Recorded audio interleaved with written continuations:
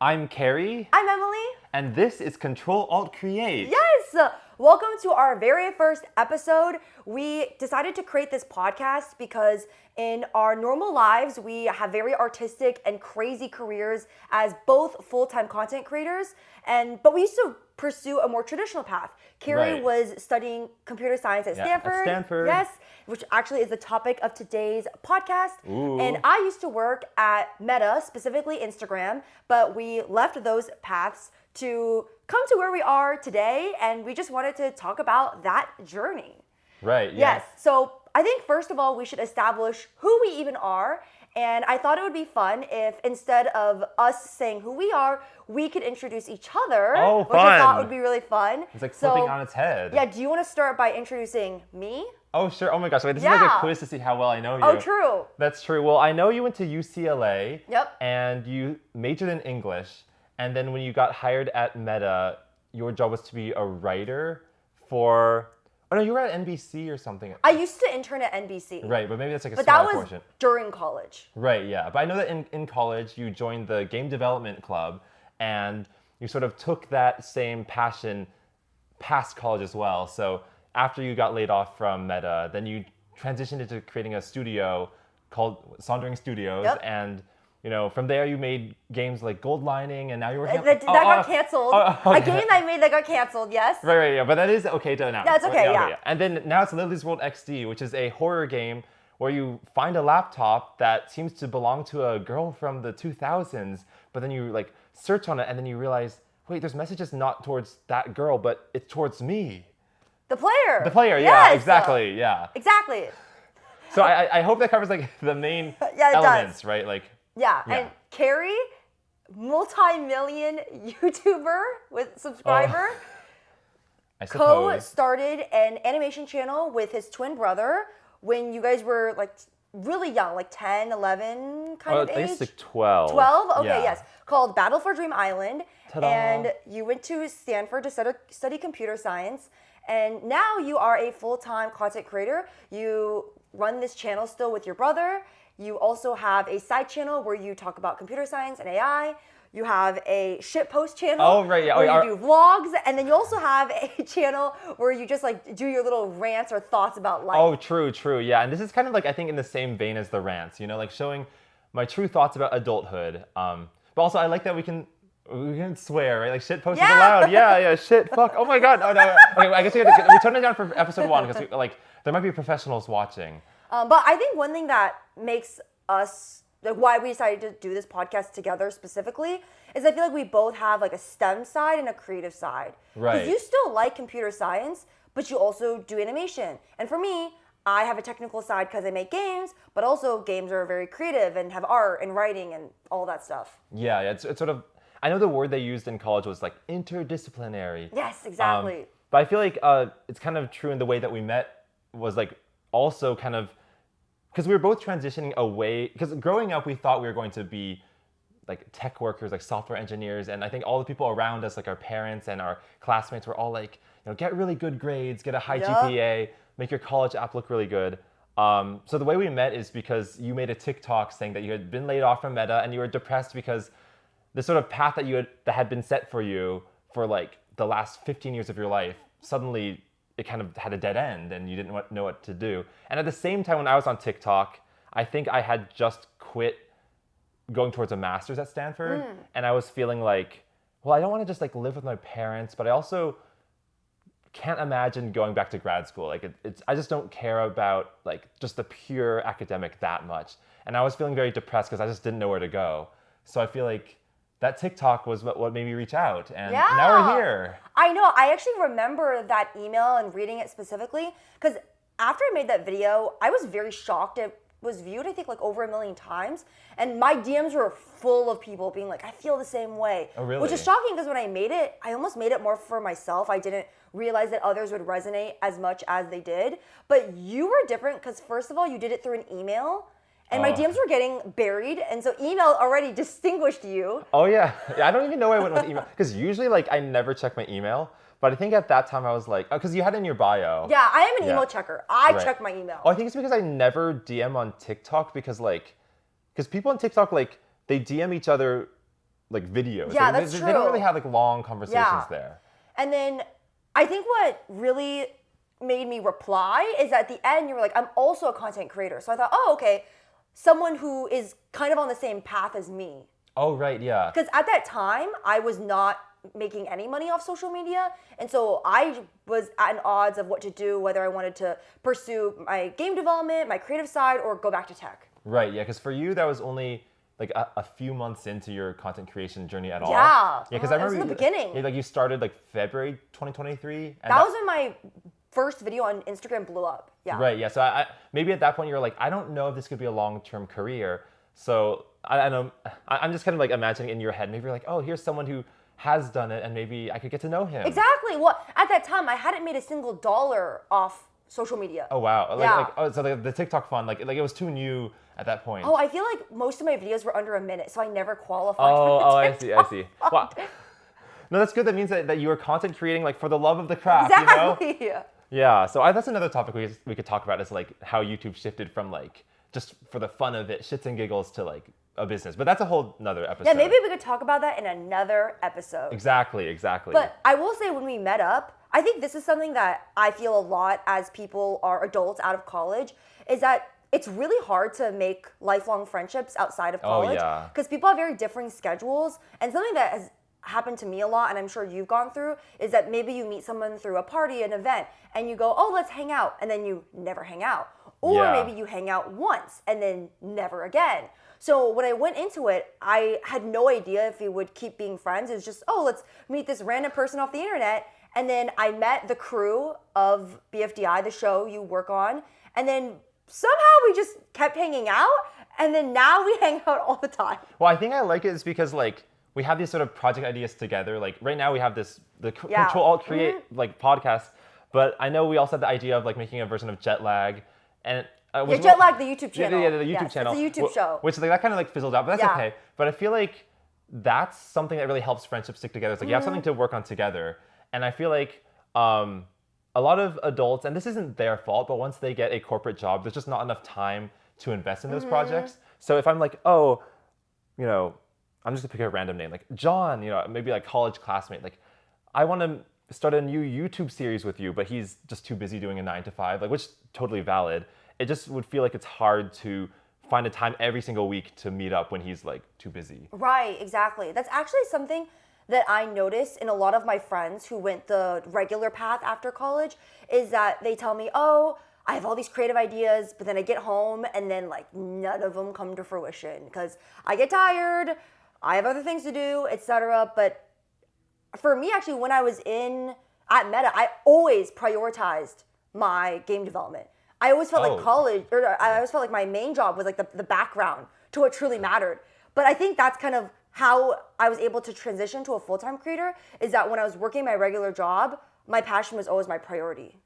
Right, yeah. And so like your audience was growing online while you're still at Meta, or maybe briefly. Briefly. It was only a couple months before, but I mean, throughout the entirety of the 2 years I worked at Meta, I was making games actively. Oh, games, yeah. That thread has been going on for much longer. Yeah. Yeah. Well, that brings us to the main topic we want to address today for this podcast, which is Stanford a scam? Or I guess for me, is UCLA a scam? Is college a scam? Right, exactly. I guess we can speak on our own personal experience because, you know, being at Stanford and being surrounded by that environment, like all around me, like I can only speak to that. I can't speak to like other colleges. Did you like Stanford? I guess like what's your experience there? Well, I feel like I have a love-hate relationship because, you know, when I'm there, it definitely feels very inspiring to be around so many interesting people. Like, I remember when I was a freshman, like Katie Ledecky was like in the news because, you know, she's the world's fastest female swimmer. And like, oh, she's like a Stanford student too. Like maybe I'll rub shoulders with her and we'll become besties. Who knows? So I feel like being on campus and kind of just like walking around, you just feel so inspired. But I think at the same time, I didn't realize how much of Stanford really just is kind of a pipeline onto how to get a tech job. Like there's all these career fairs and you hand in your resume to all these companies. And I think when I think about like, if I knew from age 18 that I was going to become a YouTuber full-time, and that's like my life goal, like I don't have any dream to leave that, like, was it all a waste to take those like 40 or so CS classes? And well, I guess that's what this whole video is about. I feel like I cared too much about grades, but I also do think that like maybe it was helpful for exposure, like just to know what's out there. But I wish that I had like taken the classes, and I know this sounds really bad, especially to like my like Asian parents, but like I wish I'd gotten more C's and F's, because like then I would know like this is something that's like interesting to watch, but like it's okay if my test scores are not good, and I can spend more time making videos and building a community online. Well, I completely agree with that because I was valedictorian of my high school. So grades were so important to me. And when I got to UCLA, I kind of just had that same mindset. And so in college, you take GEs, which are classes outside of your major. And instead of taking classes that maybe had more interesting subjects, I was just like, which class will get me the easiest A? Oh, right, yeah. Actually, that reminds me, because when you mentioned GEs, I think the most memorable classes were the like electives. Like, I remember at Stanford, you had to take one creative class, and I took acting for non-majors. Really? Yeah, and it was really fun because you would go and there would be an acting teacher, and she would have us do these exercises like stare into another student's eyes for 5 minutes straight, or like scream as loud as possible, or pretend that you have like this like electricity ball and pass it around. Like a lot of things that you're not allowed to That's do. fun. Yeah, and I feel like even though that class like was not a resume builder in any way, like I'll remember that for the rest of my life, whereas all the other CS classes very much blur together. As for me, by far my most memorable class was a class on writing for video games. Oh, right, I 'cause you use remember that right now. you Yeah. actually had to audition to get in the class. I think it was like 50 people applied, but only 15 got in, and you had to do a little like resume or just like You're like in the top examples of 30%. work. Yeah, and then I remember like in my letter I was like, I am perfect for this class, like please, and I like was like I'm in the game development club. I was actually in college I was on the esports team. I'm on the esports team. I already made this game. Like. Oh, and you knew how to market yourself. I think Yeah, that's a really good skill. I got in. Yeah, and that You was the got in, best, by far the best class. Do you think there's like skills you got from the class that you're still using today? Yes, for sure. Oh, yeah, And yeah. I feel like for the vast majority of my classes, I like don't even remember them, or just like I literally was just there to get an A. I think Right. for me, the most impact that college had for me was giving a community of people who are really passionate about things. Oh, yeah. And like in college, you can try new things easily. So for Yeah, example, yeah. like let's say I want to do theater today, right? I did not study theater, and like I have to audition for a play, which is very competitive, or I have to pay a ton of money. I mean, I guess college is also a ton of money, but like I'd have to make time in my schedule outside of my job to pursue it. Versus in college, there's a club you can join for free. It's a very low pressure environment. People your age who have the same passion and interest as you. It just felt so freeing to try new things. Versus now as an adult, it's much harder to kind of venture out into something Right. completely new. Yeah, like I feel like in college and younger, you're allowed to be sort of cringe or a little bad at things. Because like I joined a K-pop dance group, you know. Right, yeah, like exactly. I'm very terrible at dancing, but like when you're kind of with other people who are also terrible, it's like you're still enjoying it all together. And I think when it comes to like clubs versus classes, like clubs you make a lot more like friendships with people who have similar hobbies, and classes like I didn't expect this because in high school like you become really close friends with your classmates, but in college classes tend to be like really big lecture halls, like 500 people in one room, and you can do your entire coursework from your computer. So I think you actually don't make many friends with your classmates, but your club, I don't know what you call them, colleagues or whatever, like they can become your lifelong friends because they're also into, say, game development. Yeah, well, the Game Dev Club at UCLA was run by a computer science organization.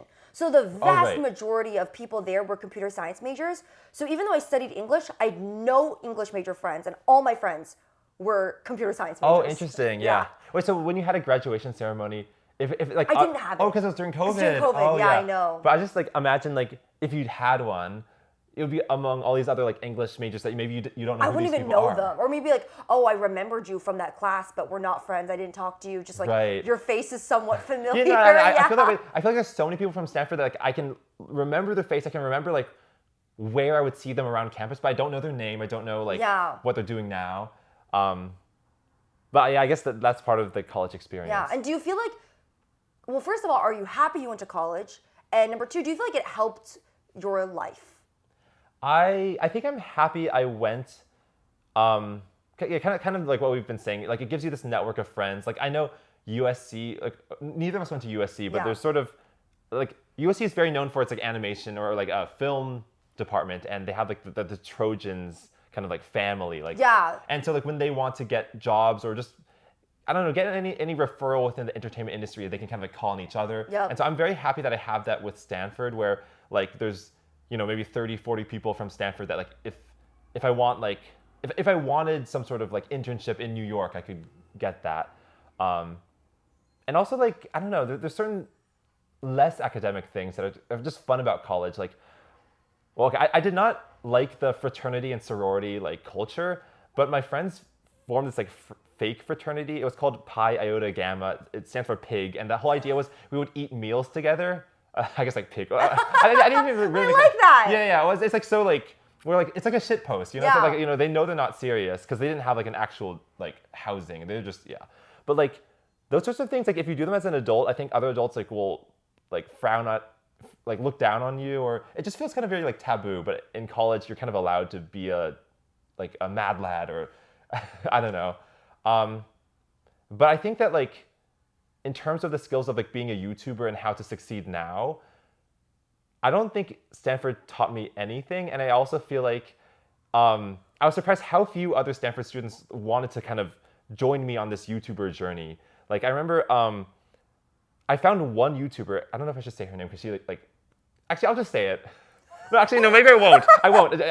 We gotta keep episode 1 like very clean. But so I saw she was a YouTuber and I wanted to reach out to her. So I sent her an email being like, oh, we're both YouTubers, we should hang out. And she said, sure. And then I said something like, let's get dinner at this restaurant. And then I think she didn't respond. And then only years later did I realize maybe she thought I was like asking her out on a date, which I definitely was not. Oh, I feel like, well, because you established that you were both YouTubers, I wouldn't think it's a date. But I guess you did ask her for dinner. So I don't know. That one's, I don't know. Well, I'm not sure. It's unclear. It's like dinner at a dining hall. So it's like not as like. Oh, okay, dining hall then? Okay, no. Okay, well, either way, like, I guess how I felt is like, it was just, or like, how I felt is like, okay, in high school, it was easy to be a friend in the orchestra, like with every other person, but I didn't know how to like form a club or like take initiative. Mm-hmm. I knew how to like be friendly when someone was taking the initiative on me, but like in retrospect, I kind of wish I had tried harder to maintain those friendships with other YouTubers. Because I feel like when I graduated and all the other students kind of went their own ways, like it was just like poof, everything was gone. But if I had like a YouTuber club, kind of like you had the game dev club, maybe I could have kept in contact. Yeah, well, for me in college, I never was pursuing content creation. Because we're really different, because you started making videos at 12. I started making videos at 23, 24. I think 20, I think it was, right. Oh gosh, I was very old, I guess, when I started. Well, so my entirety of college, I never thought about what it's like to be a YouTuber. Right. Well, I mean, one thing that's interesting about you is like you were on YouTube in like 2010, 2011, 2012, and you went to early VidCons. I don't know if you want to mention that. Well, I should say I've been a huge YouTube fan, but I wouldn't say I was a big creator until now. Okay, I just was obsessed with YouTube in my own free time. Oh, your own free time, but you didn't consider that as a possible career path until like a couple years ago. Well, actually, it's crazy because I did consider it as a career path, but I told myself, I wouldn't want to do it because I don't like that my livelihood is based on whether or not random people on the internet like me. Oh, yeah. So actually, I was against it, which I know is so ironic, but I mean, I was always a huge fan. In college, I went to Pokemon's meet and greet. Oh, cool. Oh my gosh. Yeah. Wait, did you meet her? I did. Oh, no way. And I remember it was like the best day of my life. But also, if this was when you were in college, she was probably like smaller back then. She was still a big streamer, but not as big as she is now, yeah. Right. And I remember she said my dress was cute. Oh, that's good. Oh my god, you impressed Pokemon. I know she was. I literally remember exactly what she was wearing. It was so surreal meeting her. Because I will say Pokemon was a big influence on me in gaming. Because I've liked games for many, many years since middle school. But I always kept that interest a secret. Because I felt like I didn't have anyone to share it with, or my friends just weren't interested in it. And when Pokemon got big, I thought, oh wow, like another girl that I can like games with, Not that I knew her, but just, the fact that she was outwardly liking games was very inspirational to me. Yeah, and I think that's really good because we also know like Twitch is a very male-dominated space. Right. So, like, and game development. Yeah, and game development. Yeah. So like seeing Pokemon out there, just keep pushing on it is it's very inspiring. But yeah, I think we were talking about like YouTube and or whether college helped your life, you think? Right. So maybe it didn't help you too, but do you feel like it helped you in other parts of your life? Yeah, I mean, I think that like it helped. I guess this is kind of going back to like the. Oh, I guess another aspect I'll bring up is sort of a movie that I watched as a kid that I feel like really left an imprint was The Social Network. Oh, I love that movie. Oh yeah, because like Such a good movie. It's about Mark Zuckerberg and what it was like to create Facebook, and of course they take creative liberty, so it's not entirely Right. factual. But I feel like as a teenager, or like maybe like 13, 14, I didn't know exactly what college was going to be like. So I think movies like that sort of in my head imprinted like, okay, it's going to look like this. Also, Monsters University. That was another movie I remember. These are movies I feel like show a very unrealistic Unreal, I know, but of what college is like. Well, I feel like, as a kid, you want to dream. So anyway, I remember there's this one scene in The Social Network where the frat bros are having a party on the first floor. I think I know what scene you're talking about. Oh, really? And they get drunk and then they code? Sort of, maybe that's what it is, but I need to rewatch it because it's been like 15 years or something. But I think like the camera pans up from the first floor to the second floor. Yes! And then you see like Mark coding. Yes, and okay, I know what you're talking about now. Yeah, he's not they're involved in the party. partying, but he's, Yeah, exactly. Okay, yeah. And I always thought to myself, like, I don't like parties, like I never have. Yeah. But I thought to myself, like, I will be, okay, I know like in the movie they portray him as kind of like a very, I don't know, capitalistic guy who like betrays his friends, whatever. Right. But I think that moment had so much aura to me because it's like, I'm not going to try to get attention by just like getting drunk and making a lot of noise. I'm going to get attention by like cleverly making a cool product and then posting it. I want to be like that. And I feel like there were moments in college where it felt like that. Or I remember that, there's like another moment in college where it was my freshman dorm and I said, let's do this fun experiment where we use each person, like, because there's like 30 people living in the dorm. So if you take the letters of each person's name and sort of turn them into numbers and then add it together, you can get like a number. Right. But so what I would do is I would like write that number on a Post-it and put it on their door. And that person like was like, I don't know what this number means, right? Like they have to figure it out. Oh. But I got like a bunch of people to do this with me. And eventually I had like 15 people like follow me around the dorm. We were all like trying to calculate these numbers and put them up and see if they could figure it out. And I felt like that was just so fun because it's That like is so fun. It's like I'm leading this flock, and like where else can you get that? So I feel like, that's one of my favorite college memories, I would say. Well, I would say after college, this is before I met you, I really did miss that college energy. Yeah, Especially yeah. because at Meta, I worked from home, so I never talked to my coworkers outside of a video call. And I was struggling with making friends because now all my college friends have left. And also it's COVID, so it was just, a lot of things made it really difficult to make friends. And I do feel like I have kind of recovered a lot of that fun college energy through being friends with you and your friends. Oh, that really means a lot that you feel that way. Because I feel like, I think this friend group that we've sort of been building, maybe 2 years ago, I didn't think it was possible. Like, I agree. Yeah, like I thought, like, it's just, I have to kind of grow up and, accept, or be grateful for the memories, but accept that they're over. But they don't have to be.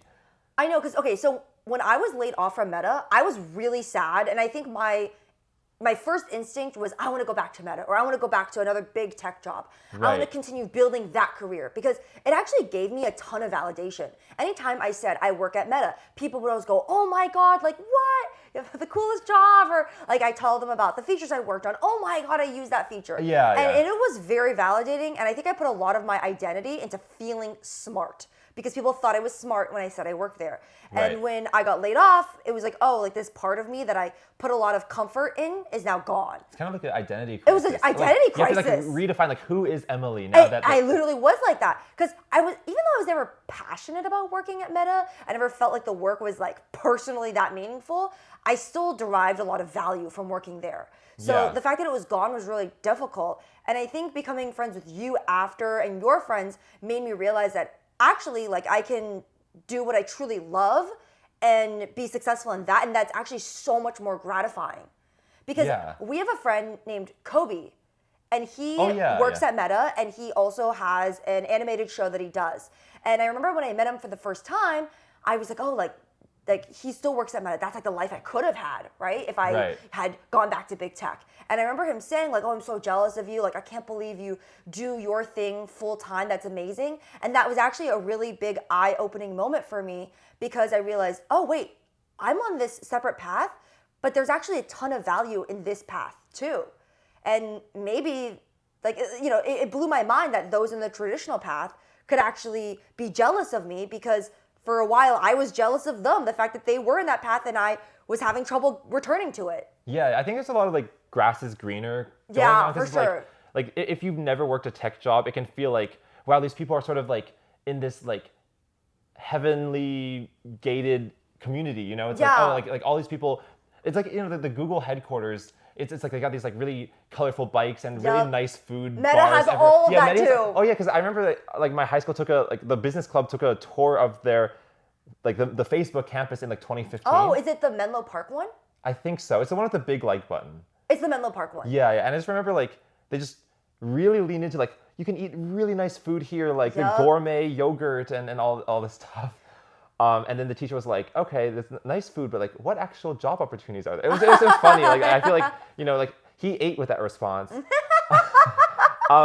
But I think it's like the people, I know that like one of my friends, Peter, used to live around a lot of people who worked for Google in Mountain View. And he said like, oh, these people are getting paid like upwards of $1 million a year because like the top level, Yeah. they do that. Yeah. But they sort of said that like some of these people wish they could break free and Yeah.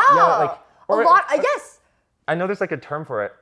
It's called golden handcuffs, where it's like the tech job pays so much, it's like leaving financially makes no sense, because like what else in the world will pay you $1 million a year, right? But it's Right. like you're too scared to leave, but you know that like maybe you have these creative projects that you want to try, but you're just too scared to break the golden handcuffs. Yeah, well, I always have had this perspective in my life that I always tell my friends who are in that golden handcuff situation. And my thought process is, I'm only alive, like, it's honestly like YOLO. Yeah. I'm only alive YOLO. for so long. And when I'm dead forever. I never can go back and redo my life. Right. And so for me, I want to give what I truly love in life, what I care about the most, one damn good try in my life. Right. Where I am not at that job, where I am going full force into what I love. Because if I'm only alive for so long and I only have one chance at this, why not give what I truly care about one damn good try? Right. And even if you fail, like you know that you gave it your best shot, so like it's like this is the best it could have been. Yeah. And I think also when it comes to finances, I know like a lot of our friends have said like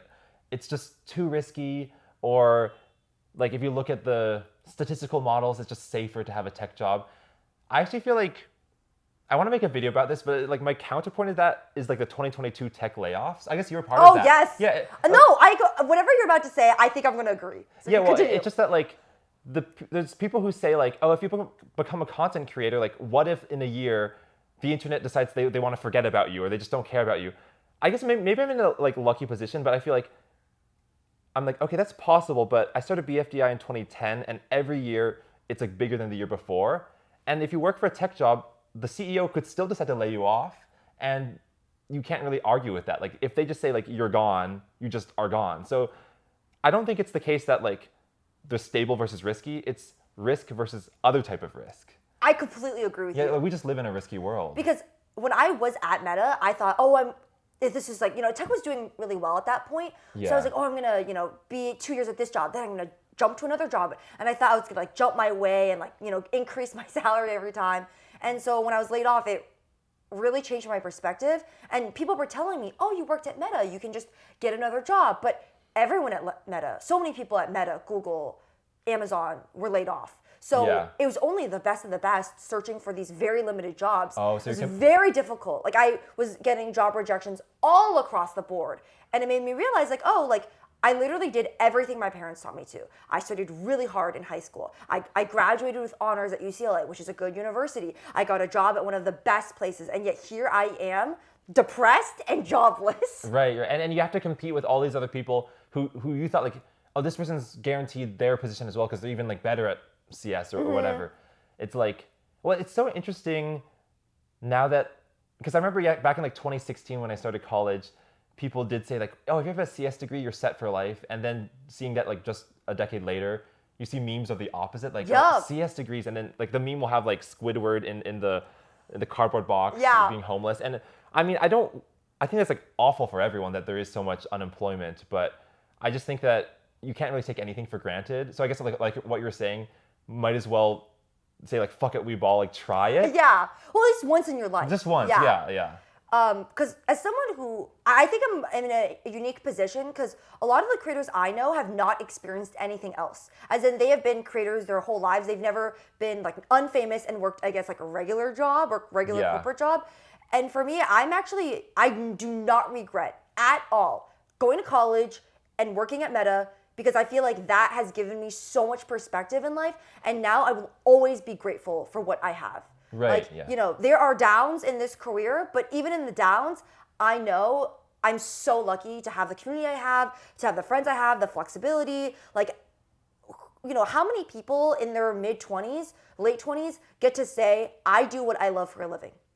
Yeah, Very few people. It's a very lucky privilege. And I feel like I have to keep like grounding myself because like sometimes I'll get really annoyed with something happening on YouTube, but then I remember like I've already made it this far and like 99% of people don't. So I have to just put everything into context about that. I think one thing that's cool about meeting you is that you've been doing it for so long, and I feel like you have a secret brilliance in making YouTube videos. Oh, I don't know. Like your about videos that. just do so well. Well, I feel wow, like I can learn from that. Oh, I think we can both learn together because I was gonna say like when you're saying like you will never regret having had kind of a career at Meta in tech and all that, I think that really helps out because I feel like for things like applying for Forbes 30 under 30, it's like you have these skills knowing how to write for yourself or how to like talk to professionals that like sometimes I'm trying to learn from you on how to do. Because like sure, maybe I know how to like get a lot of numbers on the internet, but then like if I want, an established documentarian to make a documentary about it, it's like I need to learn that skill. So I think we both have something to learn from each other. Yeah. Oh, yay! Oh my God, yay! Symbiosis. Yay.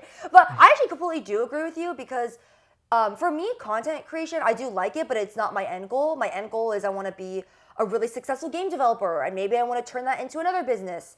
And so that requires a lot of advocating for yourself, making a pitch deck about why your idea should get an investor. Yeah. And even like working with brands, like in a weird way, like, I'm not working with a big tech company, but I'm still working with them. For example, Microsoft is the sponsor of my next video. So in a sense, big tech is still in my life. And so I have to know how to navigate those relationships, be professional, iterate on their feedback well, that type of thing. So like those skills are really helpful. It's good to know in your brain like how Microsoft ticks, like what makes exactly what they want. Yes. Yeah. I also remember like you had to pitch like Gold Lining to. I mean, I don't know if you want to like. Oh yeah. So Gold Lining is a game that I used to work on, got canceled, and I had to pitch that game to a bunch of investors. It didn't go well, and with my new game, Lily's World XD, I took a really different approach, and now this time, instead of pitching to investors were pitching to me. Oh yeah. So that was a really awesome experience, and I feel like my professional experience. Like when Gold Lining failed, I had to be like, why did this go wrong? And then do something completely different, right? Right. Working at Meta, I feel like taught me how to do that because a lot of the times our features fail and we have to pivot into what works. Right. And, kind of synthesize our failures to pursue something that is more effective. Right. So that helped me in that situation. And now, again, like, I'm doing what I love, but it's because I guess tolerated Meta for that period. Yeah. Well, that taught me how to get here. I think everything that makes you struggle, like, makes you a little bit stronger, right? Like they say that like getting sick as a kid maybe helps you not get chickenpox later. Well, I was gonna say like to like kind of tie that back into the college, like is it a scam conversation?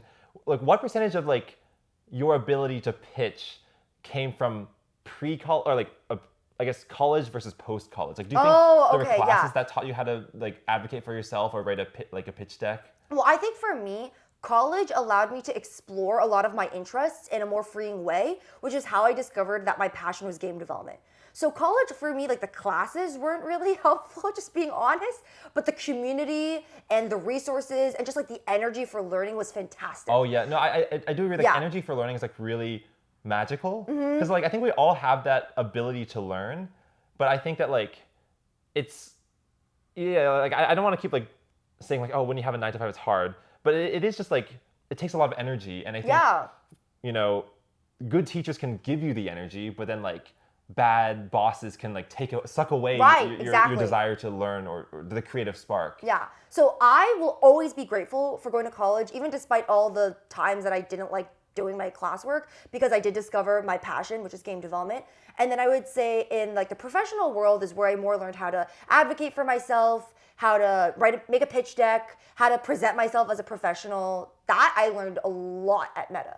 Yeah. I actually, like when I started at Meta, I was actually a contractor, which basically means like you don't get any benefits and the pay is worse. Oh, yeah. And I had to learn how to advocate for myself to transition to full-time. So I made a case to my manager about why she should consider me, and I went through the interview process, I made it, and then, at Meta, I would have ideas for features, and I'd have to make a pitch deck for why I think leadership should take it seriously and we should pursue it. And because of that, some of my features are now on Instagram, but I had to learn how to do all of that. Yeah. And I think also being a content creator, there's this idea of like scarcity being valuable. Like the fact that you worked at Meta, which I guess like there are like thousands of people who have worked at Meta, but proportionally around the whole world, Right. It's like much smaller. Means that when you make a video saying like, this is what it was like to work at Meta, means that like you're not competing with like billions of other people. You're only competing with this smaller pool. And it kind of, I think it's like, they call it the guise of authority. Like when Dr. Mike makes a video about like vaccines, like he's a doctor. You're going to trust him because he went through med school. So like when you make a video about tech, it's like people are going to trust you because you've like lived through it. You were in the thick of it, which is a meme song. I did a video on my YouTube channel. I left big tech to make indie games. And someone at Business Insider saw that video, and then I ended up getting featured on Entrepreneur and Business Insider. Oh yeah, no, I think that like that's kind of like part of what I'm hoping with this podcast is Yeah. like if anyone's watching this who's just a real cool person who wants to chat, like Hit us do up. it. Yeah, hit us up. Because I think that like that one thing I kind of wish I had more was maybe a little bit more years in tech, because I only got one summer internship in 2019 where I really tried to do that before I was like, you know what, let's do YouTube full time. And I know like in high school, my mom always told me like, okay, YouTube's welling up for you, but like you should still get a summer job like volunteering at the like local library. And I just kept like being like, go away, mom, like I'm working at BFDI. Like that's what I did, and I wanted to like prove her wrong. Like I have a lot of stories of like proving the naysayers wrong. Yeah, but I do too. Oh, and we should make a video about that. Yeah, we should. Yeah, but I think that like part of me like thinks it would be cool to have like a couple years or a whole like era of life where I, saw what the other side was like, or I don't know, because like you said, it makes you more grateful for what's going on here. Because I think for the 4 years of college, I would like tag along with my friends to go to sort of these info sessions that Microsoft or Amazon, Netflix, Google, like all of them would host, and because like they would be trying to scout for more employees, right? And I would like listen to them kind of like absent-mindedly, whereas like everyone else is like taking notes, right? And then like they give you free boba, and I take They do? Yeah. Well, What? it's like, I never got that. Really? Would you see like not good enough school, I guess, for free boba? Well, I just remember like they would say like, oh, like the cost benefit of like getting potentially one really valuable employee totally worth like 50 bobas. So I'd always like take the boba and then like leave before like, and I just thought to myself like, it's because I knew in the back of my head like I want to be a YouTuber full time. Like I don't need to listen to this, but it would be kind of interesting if I had talked to them and like tried to actually get that knowledge. Yeah, so I do have to thank my Stanford friends for like dragging me out to those events, even though I was like, I don't need it. Like, I think it's just good for everyone to have a more well-rounded experience growing up. And yeah, I think if anything, college gives you like a diverse experience. I agree. Like the diversity of viewpoints and people from different backgrounds. Like what I don't like about like working at a small company especially is like, there's some benefits, but you see the same 5 people every time. Yeah. And it's like hard, because I guess I have that right now, but like it's hard to discover a new way of thinking when you see the same people every day. Yeah, I do think one thing that is great about college is I grew up in a suburb of LA, and I would see the same people over and over again. People, I guess, of like similar economic class to me, people of the similar backgrounds. And then when I went to college, it was like, oh wow, like people who have come from all these different places and have all these different life experiences. I still think that UCLA and college is a bubble, but it is at least a much bigger bubble than like my little high school in my suburban area.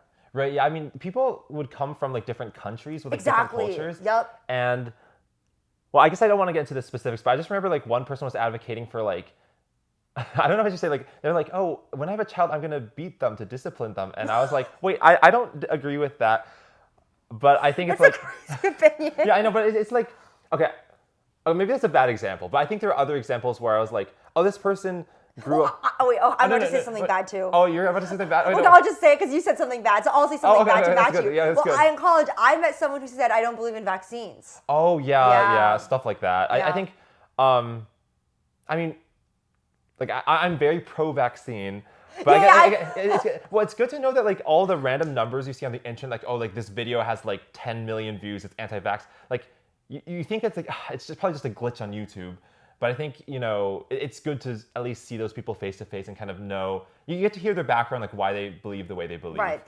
Although I respectively think that vaccines do work. Yeah. I respectively believe that, but I did meet someone who had the opposite opinion, which I'd never met before. Right. And Yeah. I think like it's because like college, for better for worse, like everyone I think in society knows it's like good for their children, good for everyone. Like they send people to college, so it's like you kind of have every slice of life coming together for like this brief 4 years, and then they kind of disperse again.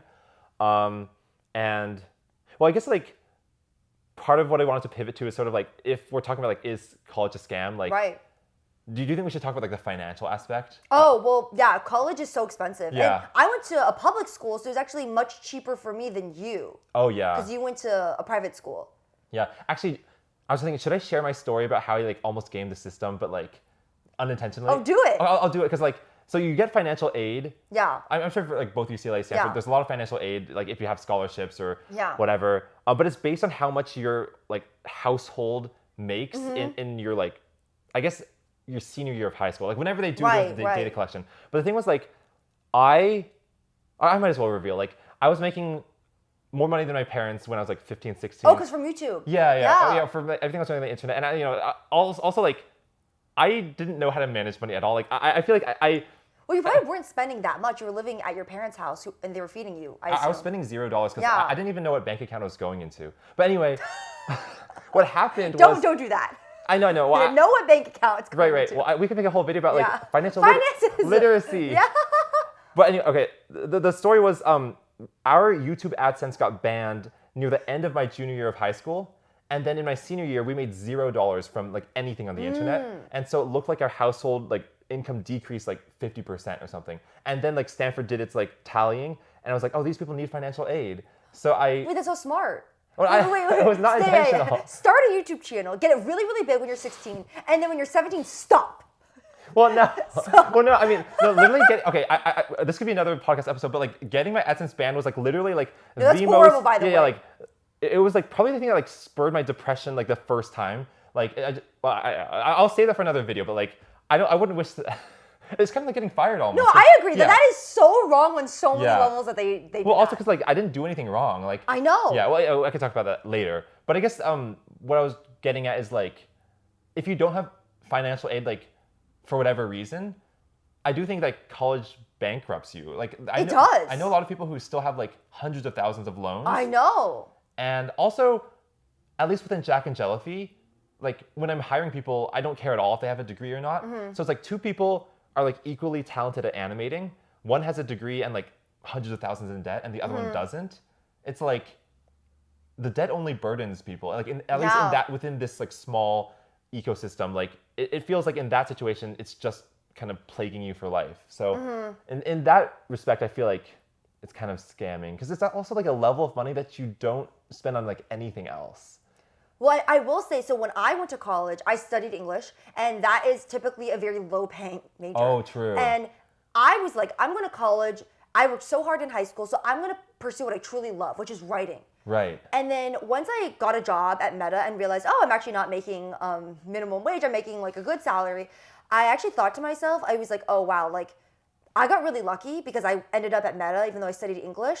But for people who study those like low-paying majors, like I did, college is a scam.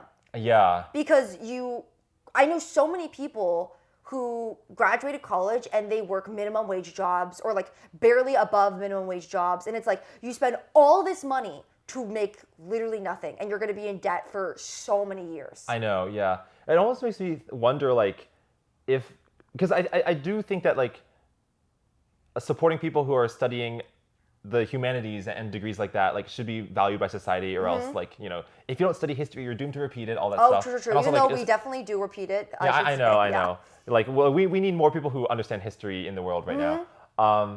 That being said, I think like because when I think about like college tuition, like why I think for Stanford it was like $70,000 a year. That is kooky beans.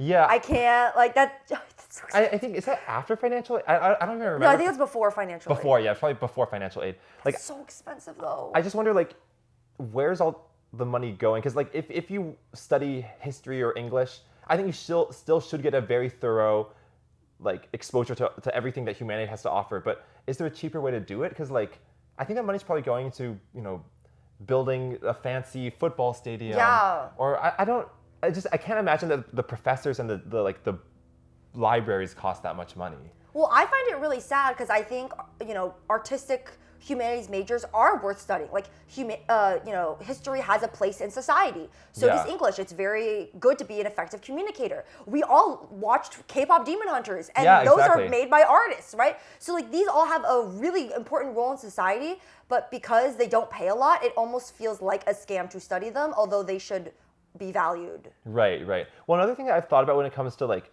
humanities versus tech is like I think there are people who are like I guess the tech bros or whatever who maybe don't value art, but like they don't realize that like let's take the YouTube algorithm. I'm sure like you could analyze it using numbers or like machine learning or AI and all that. But like what brought people to YouTube in the first place was the YouTubers who were telling stories and making art on the site. And I feel like it's too easy if you're like at the top of YouTube to think like there's just a giant endless pool of content, and like the trick is to use like math and these algorithms to like pull it out or somehow, but like they're not really questioning like where that content came from or what inspired it in the first place.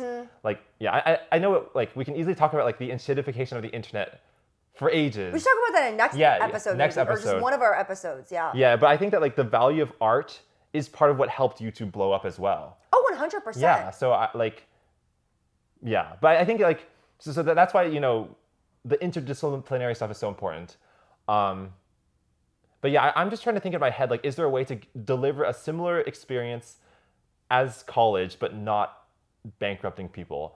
Well, I think that is probably just like online communities. Like I actually feel like for example, like let's say YouTube, like what's Hank Green's channel that does a lot of education? Crash Course. Oh, like Crash Course. Crash Course, right? It's like I guess like the way to do it cheaper is like you support creators like Hank Green who are making this educational content, and then you form a community. So maybe you make a Discord for people who like to watch Crash Course, and then you guys help each other. That's what I would think. That's like the cheaper version of it, though. The thing is that it's hard to get a job based off that because jobs look for credentials. Yeah, I think there's two completely different like equations, or I don't know what you call it, but it's like if you're going for a normal job or if you're trying to be a creator, two different like rules apply.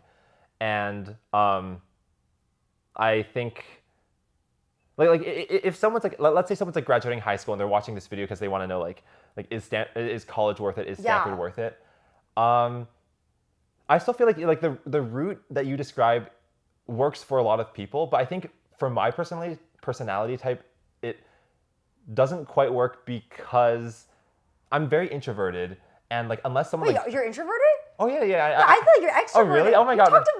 You plan trips with tons of people. Oh, okay. Well, I think that only happened like recently, like because maybe I'm trying to push myself outside of my comfort zone. But like, let's say at like Stanford, if someone didn't invite me to like some club meeting or some like I don't know faculty night, like Catherine is one of my like friends from Stanford. She would tell me like, oh, there's faculty night coming up in a couple days. Yeah. If I didn't have those friends, I would not know they're happening because I would just like lock myself in my room like and work on videos like 12 hours a day.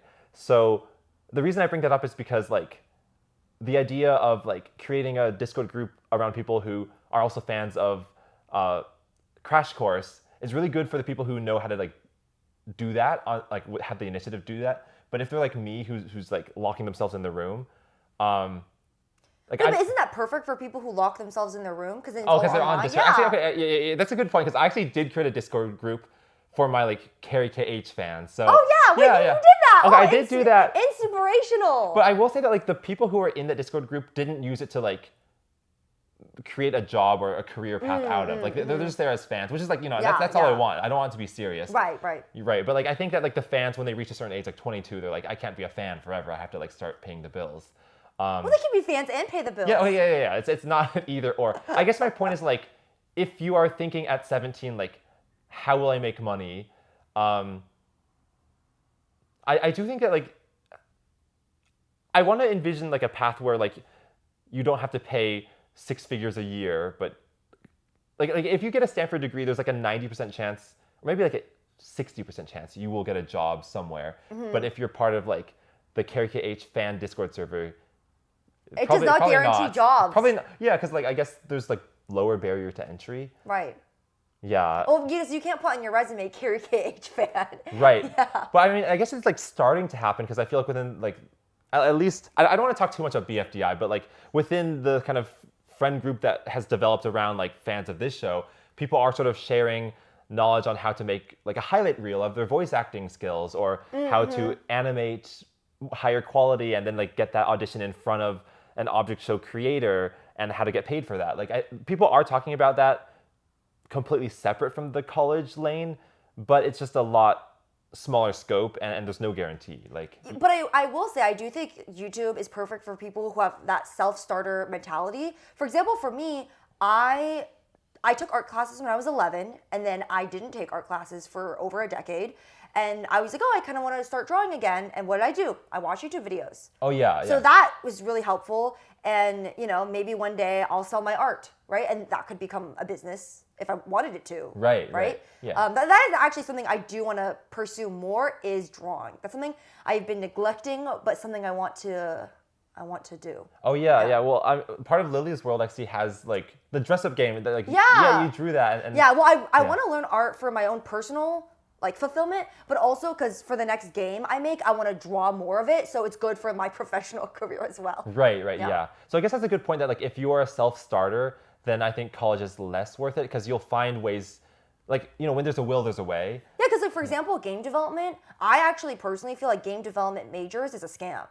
And I think it's actually so much more effective to just self-teach. And there's so many tutorials on YouTube. Right, because like the game development market or that whole like ecosystem is so new that like I think every way that a game wins at the game is like, or it like wins like capitalistic, like within the free market. Gets money. Yeah. It's like different each time. Like no professor could tell you that Among Us was going to blow up or that like I guess Silk Song is a different Silk Song, a professor could tell you that. People knew because like I think Hollow Knight was so successful. But people didn't know Hollow Knight was going to be successful. Right. Or like Balatro. Like right. I feel like with game dev, I guess what I'm trying to say is like each person wins in a different way. And when you have an environment like that, a structured system like college is less helpful. Whereas in something where there's a lot of predictability and structure like, well, I guess tech's a bad example because it's also very like startup. Right.